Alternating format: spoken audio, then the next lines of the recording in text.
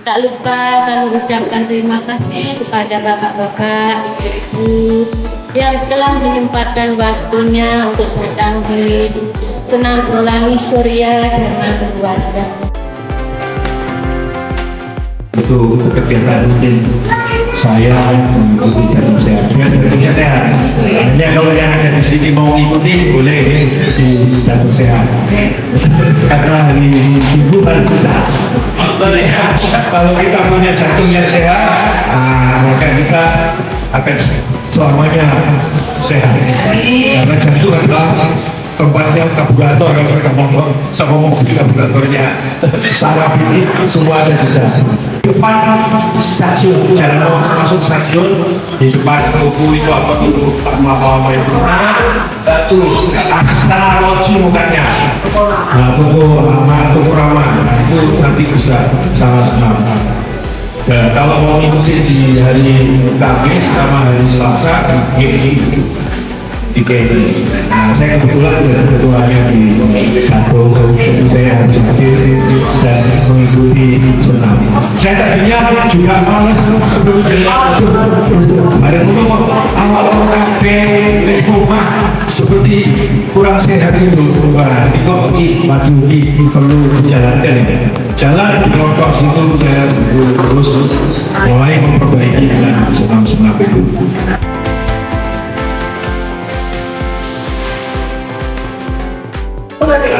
Kalau begini pasti cepat orang makanya hanya untuk konsul kesehatan ini nyambung kita bersama ahlinya para dokter ini kira-kira sejauh mana mungkin kita bisa memperbaiki.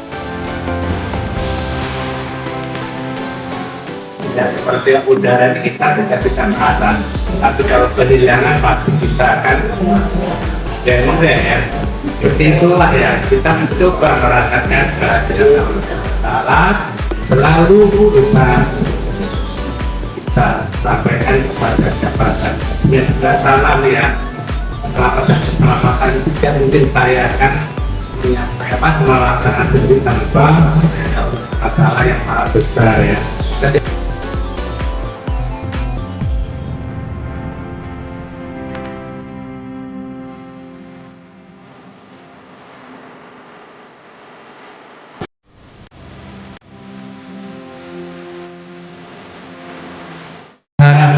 Ya, pionir-pionir pada diri mereka untuk memberi contoh bagaimana penanganan daripada potensi dan diabetes.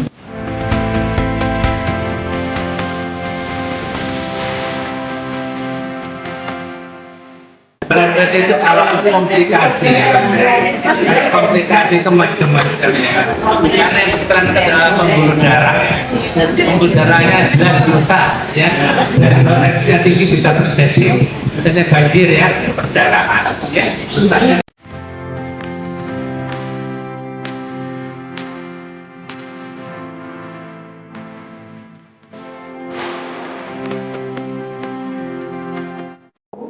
Kalau dari yang kita pakai sehari-hari ya, dari WHO, dari Kementerian Kesehatan itu batasnya adalah 190/90. Karena stroke ya Bu, sekitar 50 sampai 78% orang dengan hipertensi itu berpotensi menderita stroke. Itu sudah sekitar 50% lebih, dan resikonya bisa meningkat 4-6 kali bila pasien tersebut tidak rutin minum obat atau kita sebut dengan hipertensi yang tidak terkontrol, menyebabkan pembuluh darah kita itu kalau menerima tekanan yang tinggi terus menerus ya, akhirnya seperti terputus gitu ya.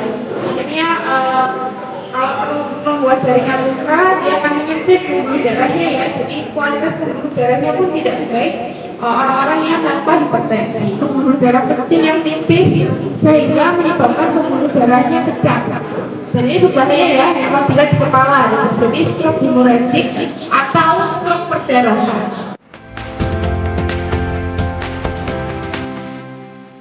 Kemudian selain stroke untuk sumbatan, itu juga ada stroke hemorrhagic atau stroke perdarahan.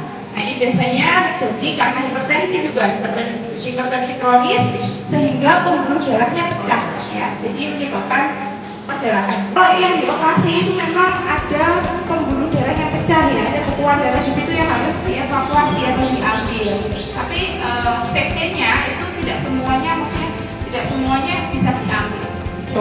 Di Indonesia sendiri menurut riset kesehatan tahun 2018 itu sekitar 34% ya Bapak Ibu ya, hampir sepertiga populasi masyarakat Indonesia itu menderita hipertensi, yang artinya kemungkinan untuk terjadi stroke itu juga tinggi. Faktanya ternyata 50% pasien itu tidak sadar kalau memiliki hipertensi, karena hipertensi itu kadang silent ya, penyakit yang diam, tapi ternyata komplikasinya itu justru yang berbahaya. Jadi pada beberapa pasien memang tidak bergejala. Jadi kalau misalnya saya ada pasien hipertensi, terus saya kalau tensi tinggi dok, itu kok saya sakit. Nah, itu malah yang saya bilang lebih baik karena tubuhnya itu memberikan alarm bahwa sedang tidak baik-baik saja. Nah, tapi yang harus waspada yang tensinya 170, tapi saya nggak apa-apa dok, berarti nggak minum obat. Itu yang bahaya ya Bu ya, karena alarm di tubuhnya ya itu tidak menunjukkan bahwa tensinya tinggi. Kita bisa kalau misalnya di rumah angkat beban ringan, boleh ya Bapak Ibu ya. Kemudian hindari rokok bagi bapak-bapak ya biasanya ya. Dan juga mengelola stres dengan baik. Wajahnya menurun nggak di satu sisi? Pernah tahu ya wajahnya orang stroke mungkin ya. Ini menurun di satu sisi ya, sehingga mohon maaf menyebutnya perot mungkin itu ya. Itu tiba-tiba perot ini kenapa? Harus langsung waspada ya, sebaiknya memang langsung ke IGD. Satu lengannya lemah, jadi tangan saya kok yang kanan kuat, yang kiri kok lemah. Itu harus segera periksa ya. Bicaranya tiba-tiba pelo, tiba-tiba pelo, padahal biasanya bicara baik-baik saja. Nah itu harus waspada juga. Kita harus cepet ya, kita harus cepet ke rumah sakit. Tadi itu menunjukkan bahwa kita harus segera pergi ke rumah sakit. Jadi kalau ingat stroke ya, ingatnya FAST ya, fast ya. F yang pertama tadi apa Bapak Ibu? Yes. Wajah ya. Kemudian A yang kedua apa Bu? Arms ya. Ada mungkin nggak lengan tapi kaki juga bisa ya. Kemudian S nya apa? Speech ya. Bicaranya tiba-tiba pelo. Dan yang ketiga, yang keempat adalah ya, waktu harus segera periksa ke rumah sakit. Panas berapa panas? Apa ya? Tidak bilang apa ya kak? Tempat seperti itu. Coba nggak apa gitu. Terus itu apakah gejala stroke atau Gejala stroke yang paling jelas itu adalah itu tadi FAST ya, wajahnya perot. Itu yang paling full blown ya kalau kita bilang yang paling jelas.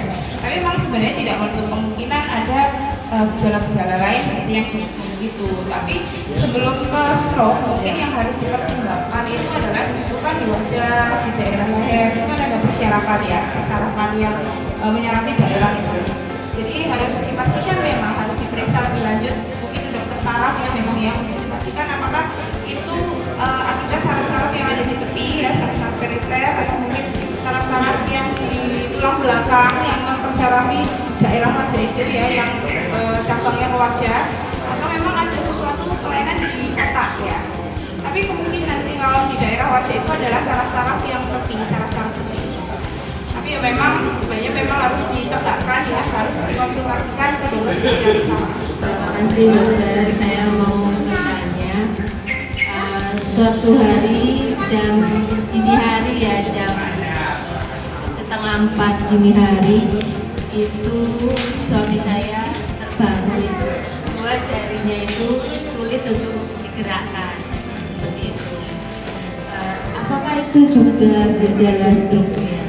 Jadi memang seperti itu ya Bu, untuk gejala yang khasnya itu FAST tadi. Tapi memang tidak menutup kemungkinan ya ada gangguan neurologis lain yang ternyata itu stroke ya. Biasanya memang ada di ukuran atau di letak yang memang tidak signifikan ya atau kecil, sehingga efek ke neurologisnya pun juga tidak kentara ya seperti yang disebutkan di FAST tadi. Tapi memang sebaiknya ya sudah betul ya misalkan jadi apalagi faktor resikonya lebih hipertensi atau apa namanya ya juga ya dan riwayat keluarga.